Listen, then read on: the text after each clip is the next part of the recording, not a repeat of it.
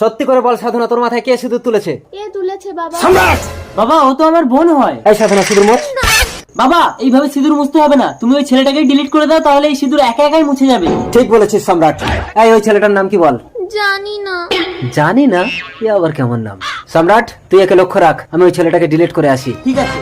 তুমি ছাড়া আমার কেউ নেই, তুমি আমাকে কোনোদিন ভুলে যাবে না তো সাগর? কখনো না, কিন্তু আমি যদি মরে যাই? ভালো লাগে না, সবসময় খারাপ খারাপ কথা বলে আমাকে রাগিয়ে দেয়। এই পিঙ্কি, এই মেয়ে দাঁড়াও, ওই ছেলেটার নাম কি রে? জানি না। তাহলে তুই জানি না?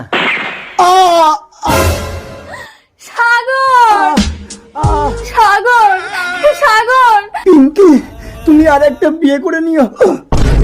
আপনি একটা অনাথ মেয়ের স্বামীকে মেরে ফেললেন। এ তোমার স্বামী? আমি তো আরে ভেবেছি এই আমার মেয়ের মাথায় সিঁদুর তুলেছে। এবার আমার কি হবে? চলো মা, তোমার স্বামীর সৎকার করে আমার ছেলের সাথে তোমার বিয়ে দিয়ে আমার পাপের প্রায়শ্চিত্ত করবো।